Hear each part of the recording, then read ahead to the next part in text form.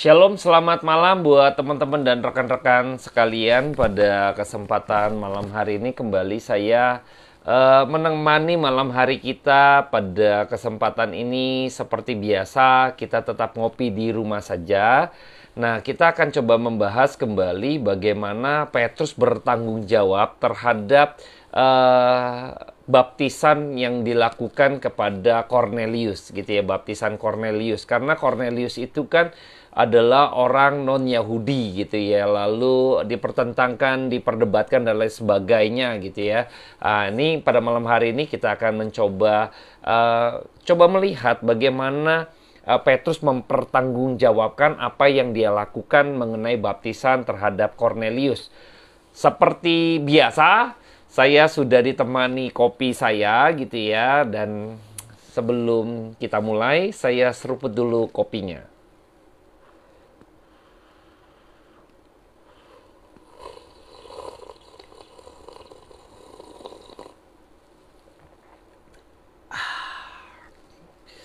Panas gitu ya. Ini saya ditemani oleh kopi hitam, tapi saya sedikit pakai gula gitu ya, supaya ada sedikit manis, karena kalau terlalu pahit biasa asam lambung naik gitu ya. Saya seruput lagi teman-teman ya, karena nikmat.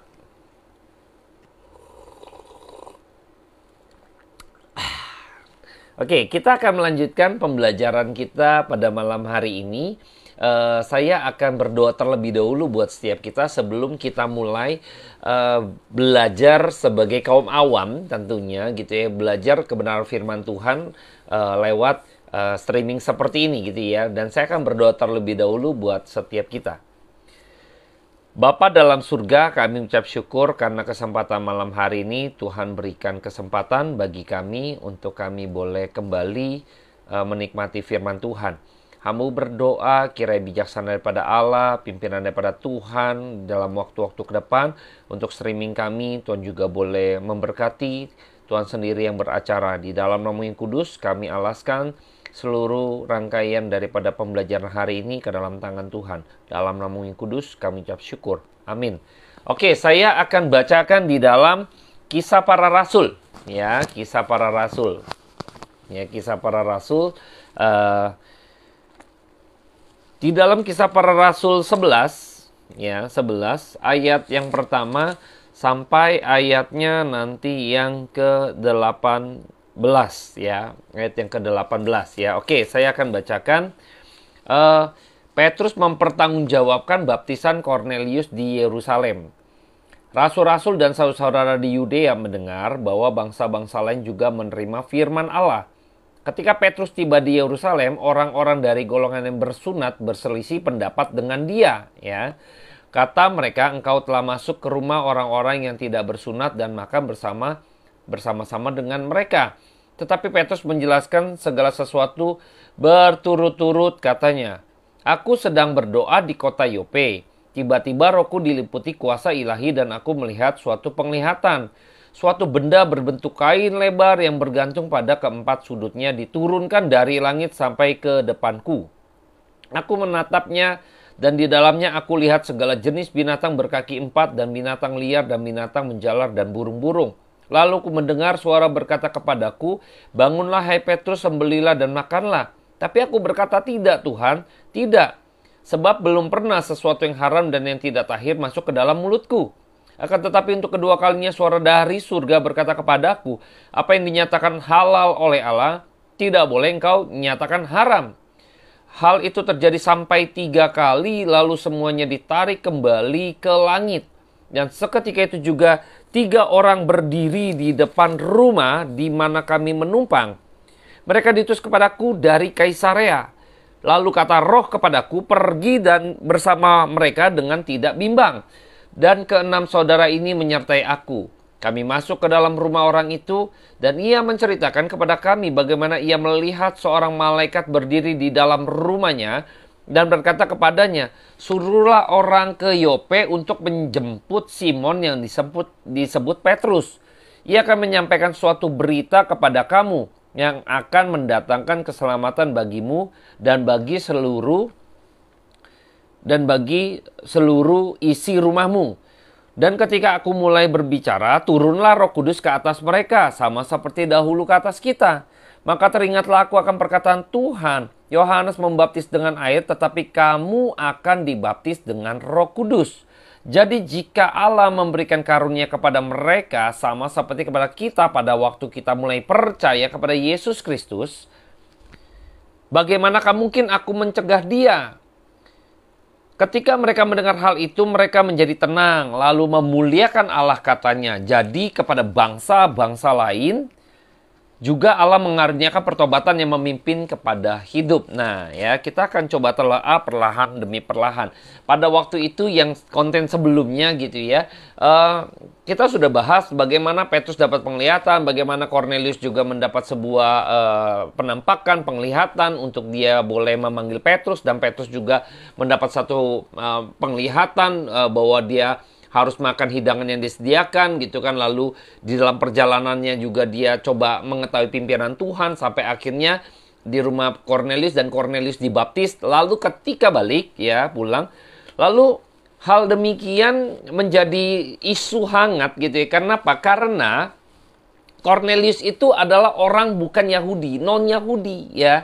Jadi mereka ini orang-orang Yahudi berasa bahwa keselamatan itu firman Allah atau umat pilihan itu adalah kaum mereka. Mereka adalah keturunan bangsa Israel. Mereka adalah keturunan Israel, imamat rajani, umat pilihan Tuhan gitu ya. Loh bagaimana mungkin kamu masuk ke tempat tanda petik orang kafir gitu ya. Jadi mereka nggak bisa terima gitu apa yang dilakukan oleh Petrus gitu ya khususnya. Jadi pada waktu itu terjadi sebuah isu hangat. Lalu akhirnya ketika Petrus datang, nah ini tidak menjadi, ini ya, bukan menjadi debat kusir gitu ya. Tetapi ini ada satu, saya melihat ada, ada satu diskusi yang hangat. Mereka mencoba, Petrus mencoba menjelaskan kepada mereka. Dan mereka juga mencoba untuk mengetahui mengapa demikian dan lain sebagainya. Nah ini saya melihat bahwa Petrus ya, dia kan seorang pemimpin daripada rasul. Dia seorang leader. Saya melihat tidak ada kesemena-menaan. Mentang-mentang ya, mentang-mentang. Saya ini seorang pemimpin. Ya. Kalian kan di bawah saya. Apapun yang saya kerjakan, apapun yang saya lakukan, saya baptis siapapun gitu kan. Kamu nggak usah pusing gitu loh. Tapi Petrus tidak. Ya. Petrus tidak. Tidak semena-mena ketika dia menjadi jabatan seorang leader, seorang pemimpin daripada rasul gitu ya. Lalu dia, apa kamu? Mau ikut? Nggak mau sudah gitu kan? Tidak.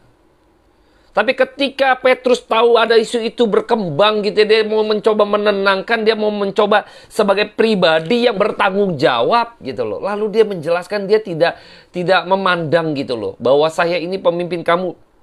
Kamu harus ikut saya. Ini contoh sosok pemimpin yang luar biasa. Memberi dirinya untuk bisa dipertanyakan gitu loh. Membuka dirinya untuk bisa tanda petik didebatkan gitu. Debat di sini bukan berarti ini debat seringkali udah jadi konotasi negatif teman-teman ya. Debat ini udah seringkali kayaknya ingin menjatuhkan. Sebenarnya debat tuh pada dasarnya tidak ingin menjatuhkan gitu ya.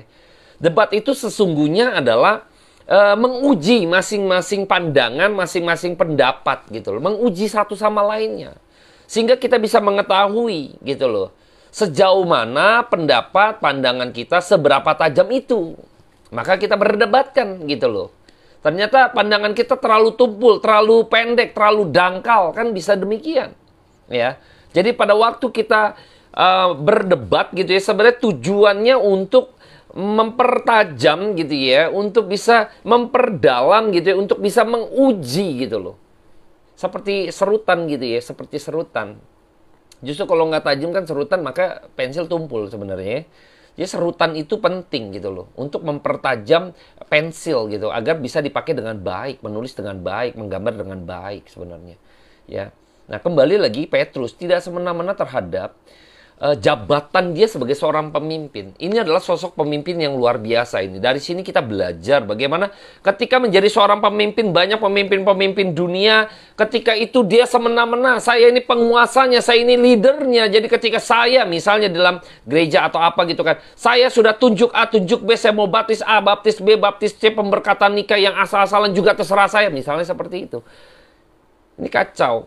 Ya, Petrus tidak demikian. Dia mempertanggungjawabkan sebagai seorang leader yang baik. Ya, dia bertanggung jawab atas ada isu yang muncul karena emang golongan Cornelius adalah bukan orang Yahudi. Ya, bukan orang Yahudi. Nah, lihat kita tadi tahu di ujungnya gitu ya. Mereka semua memuliakan Allah. Sebelum masuk di ujungnya, kita akan coba telaah gitu loh.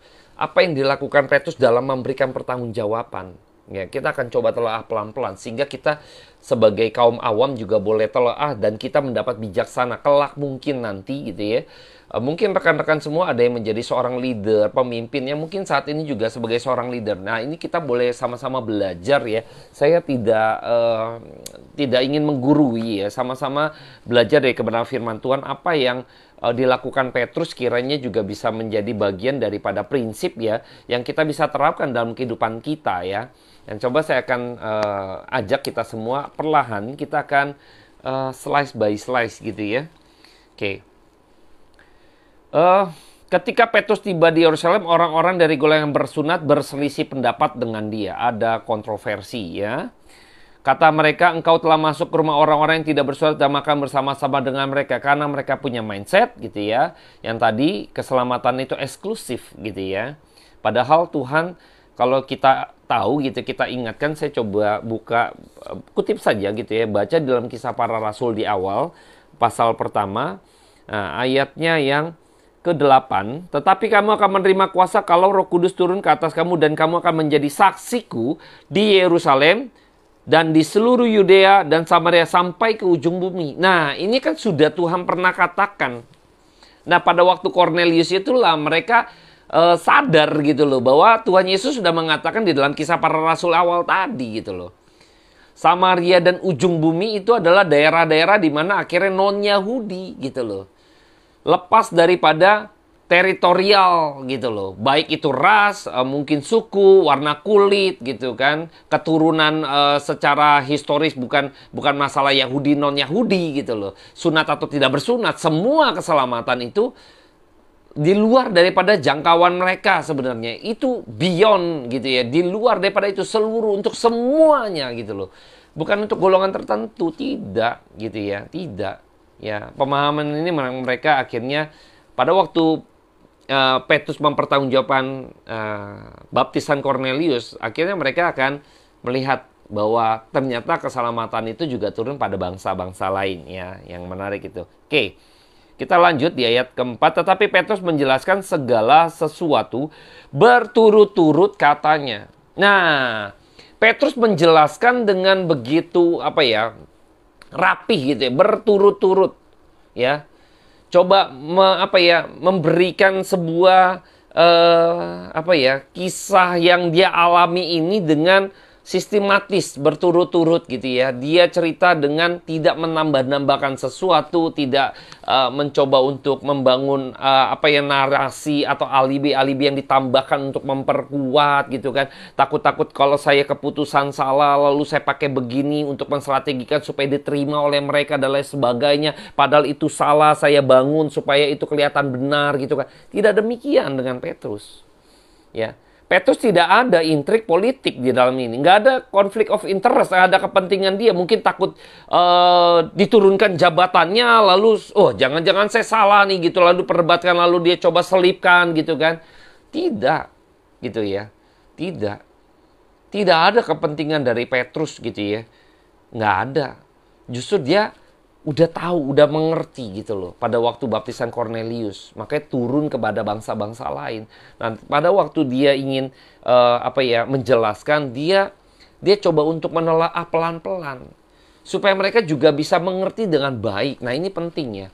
bagaimana kita menjelaskan dengan sistematis dan perlahan gitu ya, secara historisnya, sinopsisnya seperti apa, yang terjadi seperti apa, ini loh, begini loh, segala macam. Dan akhirnya orang akan, rekan-rekan yang lain bisa menerima. Tapi seringkali gitu ya, kita nih sudah takut gitu ya, waktu kita ingin melakukan segala sesuatu untuk mempertanggungjawabkan, kita udah takut duluan gitu ya. Terlepas lagi misalnya apalagi salah gitu ya, kita akan pasti selip-selipkan. Tapi kalau kita niat benar segala macam, nggak perlu takut. Kayak Petrus nggak takut gitu ya.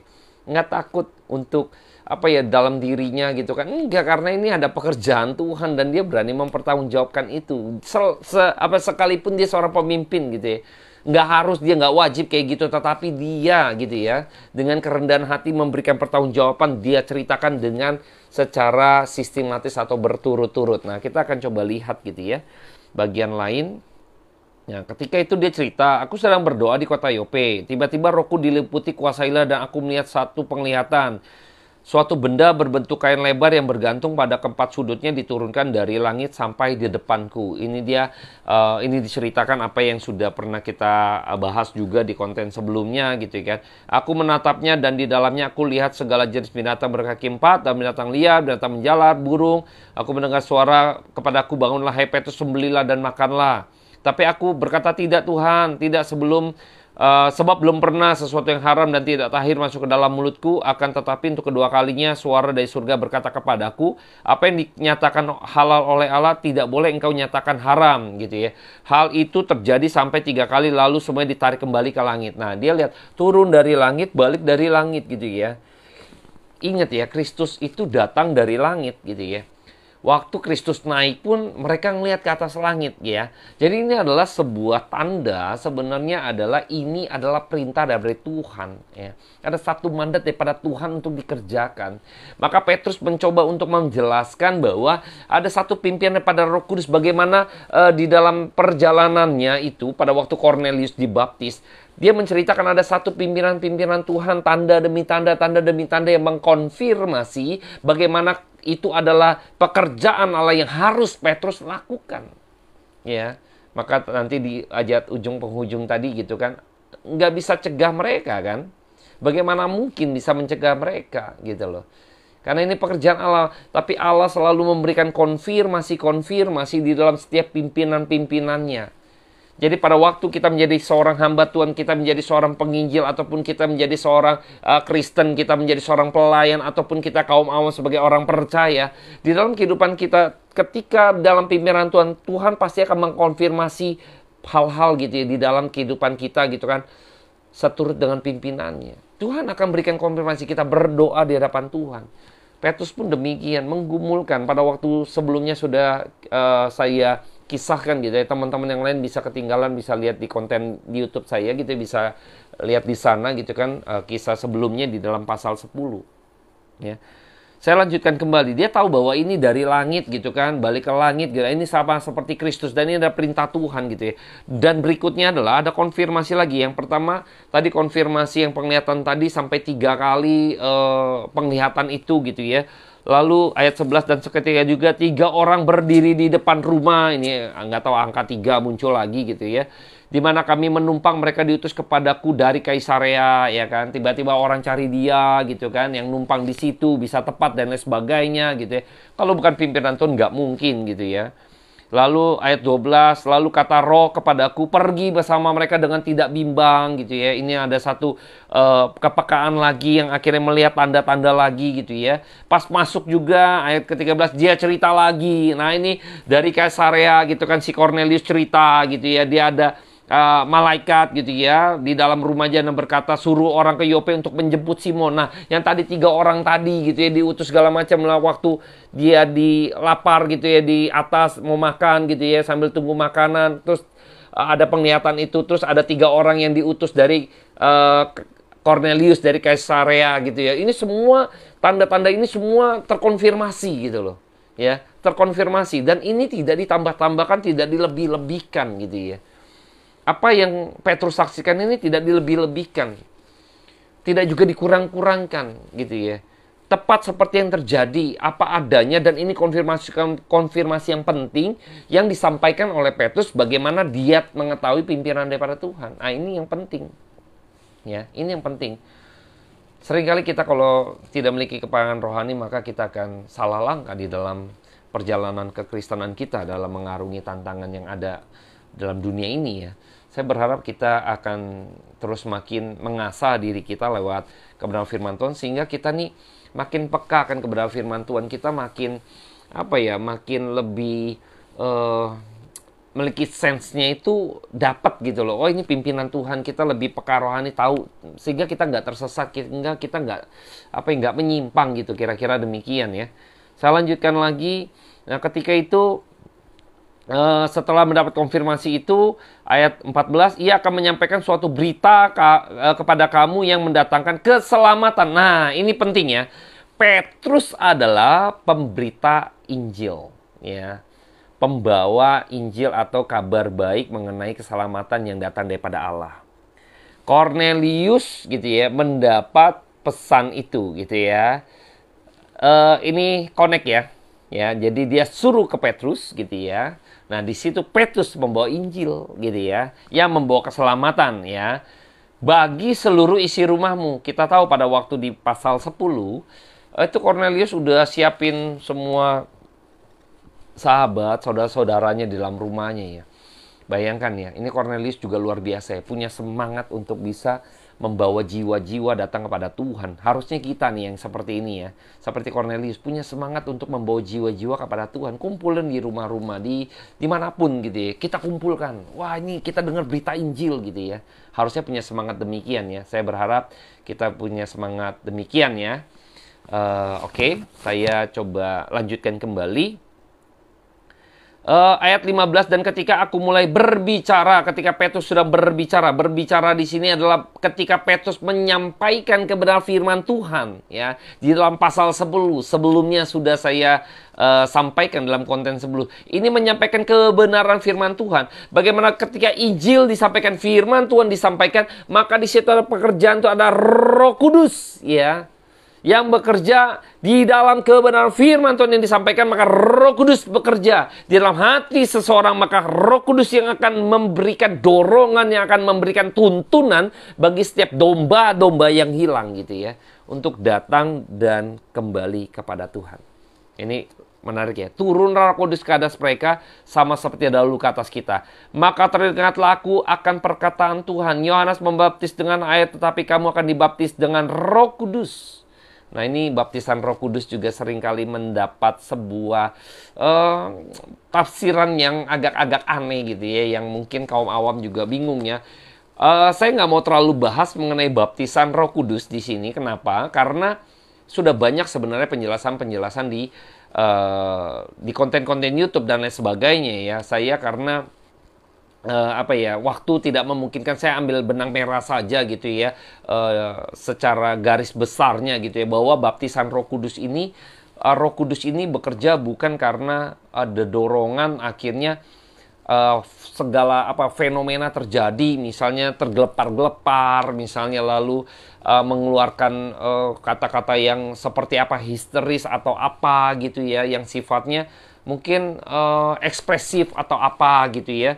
Saya melihat bukan demikian ya. Kita lihat bahwa pekerjaan Roh Kudus itu kan tenang ya. Maksudnya tenang dalam arti tertib gitu ya, tertib ya. Saya tahu mungkin ada karunia bahasa roh, iya, ada karunia bahasa roh ya. Tapi yang disebut di sini baptisan Roh Kudus itu, jadi kalau misalnya Roh Kudus itu kan turun gitu ya, anugerah Tuhan gitu ya, mendahului daripada respon manusia sebenarnya. Jadi pada waktu kita bisa datang kepada Tuhan, memberi diri dibaptis, menerima Kristus gitu ya, itu kan harus sebelumnya tuh Roh Kudus bekerja dulu. Kalau nggak mungkin, kalau Roh Kudus nggak turun dulu gitu ya, tidak dilahirkan kembali seperti bagaimana percakapan Tuhan Yesus dengan Nikodemus gitu ya. Tidak mungkin gitu ya, manusia berdosa akan datang kepada Tuhan Allah yang kudus. Nggak mungkin. Kalau nggak ada tuntun daripada Roh Kudus, kalau tidak Roh Kudus bangkitkan atau lahirkan kembali, tidak dihidupkan dulu. Karena pada dasarnya manusia berdosa sudah mati. Maka harus dihidupkan dulu, dilahirkan kembali. Kalau tidak dihidupkan, nggak mungkin berespon, nggak mungkin berjalan, nggak mungkin gitu loh.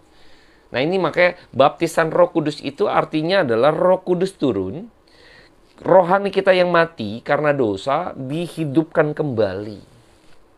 Roh Kudus menghidupkan kembali, dilahirkan kembali. Itu Roh Kudus turun, tercurah gitu ya. Seperti orang tuh yang mati bangkit kan, orang baptis gitu ya, selamtung gitu ya. Nah ini sama, yang mati dilahirkan kembali, dibangkitkan dulu. Nah ini Roh Kudus bekerja. Maka bukan bicara fenomena-fenomena gitu ya. Kalau misalnya ada karunia tertentu yang terjadi, ya it's okay gitu loh. Alkitab juga mencatat demikian. Tetapi bukan berarti baptisan Roh Kudus itu harus disertai dengan tanda, yaitu fenomena terjadi. Misalnya ya histeris kah, jatuh jomplang dan lain sebagainya. Tidak demikian. Itu justru tidak ada di dalam Alkitab yang ada demikian gitu ya. Nah maka teman-teman nanti bisa lihat ya bagaimana penjelasan dari beberapa topik-topik mengenai baptisan Roh Kudus ya, yang tentunya yang mungkin semangatnya semangat back to Bible gitu ya. Teman-teman bisa lihat dan belajar di sana, akan mengetahui gitu loh. Jangan sampai tertipu oleh karena sebuah fenomena. Itu tandanya orang dibaptis Roh Kudus gitu loh. Orang kalau dibaptisan Roh Kudus karena fenomena, lalu mereka nggak cinta firman, lalu dia nggak mau duduk diam gitu ya mendengar firman Tuhan. Bayangkan Cornelius ini, yang tadi Petrus itu memberitakan Injil. Jadi Petrus ini tidak stand up comedy gitu loh. Tidak entertain gitu kan, tidak tanda petik ya menyembah, memuji, praise and worship lain sebagainya, bukan, memberitakan Injil. Dari situlah Injil bekerja. Bukan berarti akhirnya wah di dalam pujian penyembahan Roh Kudus nggak bekerja dong. Tidak demikian, saya tidak mengatakan demikian ya. Jadi saya mau mengatakan bahwa Petrus melakukan berita Injil karena Injil lah yang mampu membawa orang berdosa kembali kepada Tuhan atau bertobat. Itu ya, pujian penyembahan tidak pernah akan bisa membawa orang gitu ya, karena pujian penyembahan bukan berarti nggak rohani ya. Pujian penyembahan yang rohani gitu ya memiliki keterbatasan dalam menjelaskan firman. Kalau misalnya berkhotbah itu memiliki keleluasaan di dalam pemberitaan firman gitu ya, maka bukan berarti pujian penyembahan itu nggak rohani ya, bukan demikian maksud saya ya.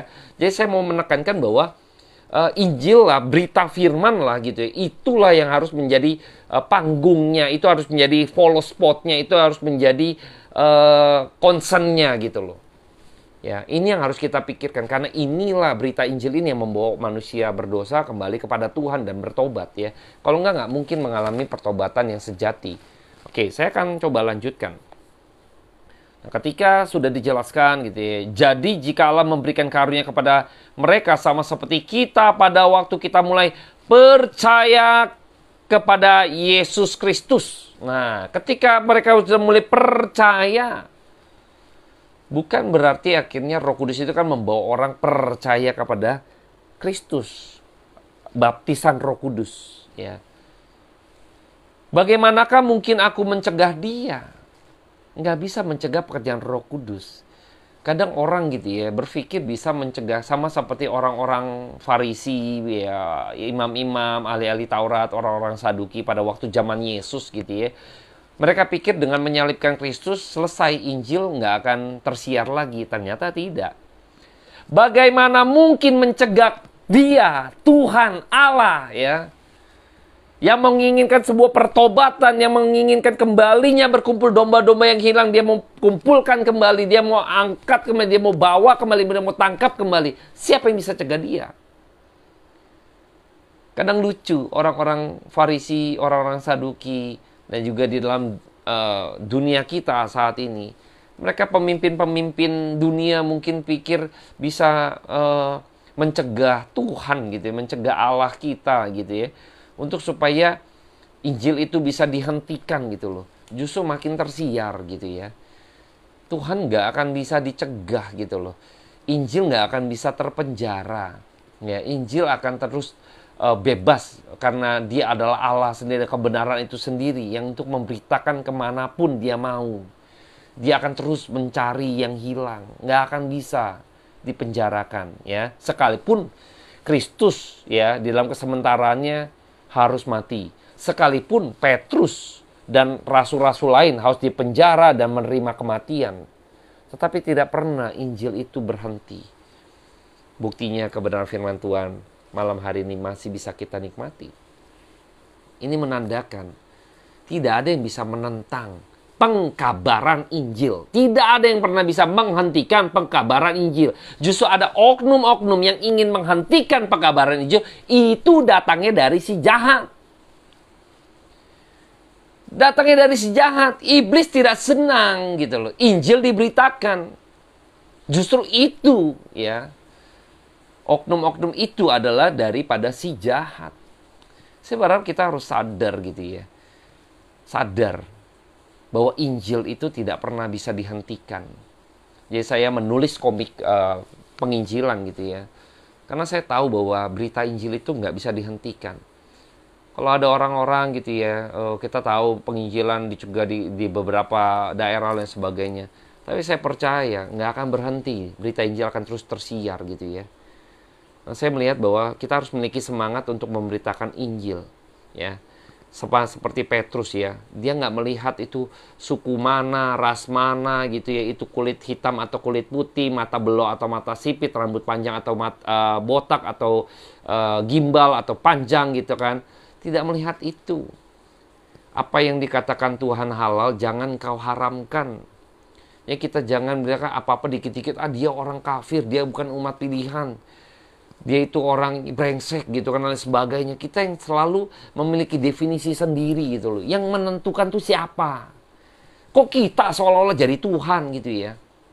Jangan pernah memandang rendah gitu ya. Orang yang kita jumpai, tetangga kita, kiri kanan dan sebagainya dalam komunitas kita.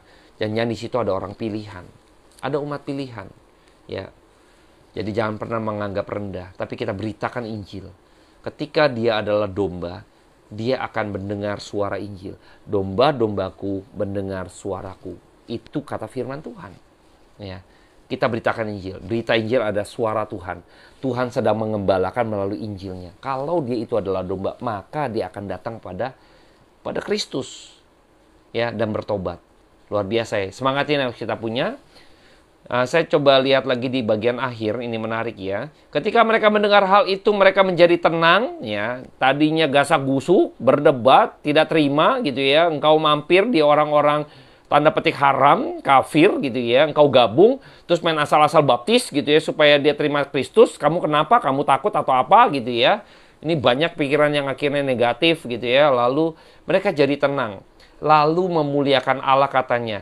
Jadi kepada bangsa-bangsa lain juga Allah mengaruniakan pertobatan yang memimpin kepada hidup. Nah ya, jadi bagaimana ketika Petrus sebagai ketua atau leader, dia mempertanggungjawabkan dengan begitu baik, dia bersaksi dengan penuh pimpinan Tuhan, bagaimana dia mengkonfirmasi setiap pimpinan Tuhan, akhirnya mereka semua dihiburkan dengan adanya pertobatan ini dan akhirnya mereka boleh dibukakan. Sesungguhnya ini adalah bagian daripada mereka akhirnya yang tadi terkekang gitu kan, terhimpit dalam pikiran mereka yang terbatas. Maaf, dari kerangka mereka yang terbatas, pikir hanya umat pilihan itu hanya ras tertentu, suku tertentu, ternyata sekarang buah, dibongkar habis-habisan ya. Luar biasa ya. Akhirnya mereka tercengang dan mereka memuliakan Allah. Kita kalau sesama rekan sekerja gitu ya, harusnya kita sesama rekan sekerja senang gitu ya ketika ada orang yang bertobat walaupun dia mungkin dari kaum yang lain gitu ya. Soalnya kita senang gitu ya. Nggak melihat, wah ini mah dia kan sudah ini, dia begini ngeliat latar belakang gitu ya. Kadang saya lucu gitu ya. Ingat ya, domba itu milik Tuhan. Kita jangan nentuin mana domba, mana kambing gitu loh. Kita hanya kerjakan. Ya, kita hanya kerjakan bagian kita, yaitu memberitakan Injil. Ini yang paling penting. Yang harus menjadi semangat buat kita. Kita ini hambanya doang. Jangan pernah berasa bahwa kita ini menentukan gitu loh. Kadang lucu ya, terkotak-kotak ya. Kadang ya beberapa oknum mengkotak-kotakan gereja ya. Sedih juga ya gereja ya. Kadang gereja malah terkotak-kotak gitu ya. Nah, saya nggak bicara mengenai gereja terkotak-kotak ya. Tapi saya mau bicara bahwa poin penting tadi yang lain adalah ketika kita sesama rekan sekerja gitu ya, harusnya kita bersuka cita ketika ada pertobatan siapapun itu gitu ya, dari suku mana, ras manapun, kulit putih, kuning, lain sebagainya, terserah gitu ya. Tapi kalau itu jiwa yang akhir dibawa kepada Tuhan, yuk kita sama-sama beriang-riang bersama, bersuka cita dalam hadirat Tuhan bersama dengan malaikat di surga. Ya, karena pertobatan satu orang jiwa itu, malaikat surga itu bersuka cita ya. Nah, saya berharap juga lewat pelayanan saya gitu, penginjilan sama seperti Petrus, hanya menjadi alatnya saja menyampaikan berita Injil ya kepada orang-orang. Ya, saya berharap kita terus belajar ya sebagai kaum awam agar mengerti bahwa sesungguhnya kita bisa begini karena Roh Kudus yang menuntun kita. Kita patut bersyukur. Oke, malam hari ini saya akan akhiri, saya akan berdoa buat setiap kita. Bapa di dalam surga, kami ucap syukur dan hamba mengucap syukur karena malam hari ini telah Engkau pimpin setiap kami agar kami dengar-dengar firman Tuhan. Tuhan tolong kami kaum awam yang penuh dengan keterbatasan Tuhan dalam memahami sesuatu, tapi biarlah kuasa Tuhan yang gak berhenti-henti terus memberikan kami tuntunan-Mu agar kami tahu pimpinan-Mu. Jangan biarkan kami tersesat ya Bapa. Di dalam nama Kudus kami ucap syukur dan berdoa. Amin. Oke, terima kasih teman-teman yang sudah bergabung. Tuhan Yesus memberkati. Ngopi di rumah saja. Saya akhiri, seruput dulu kopinya.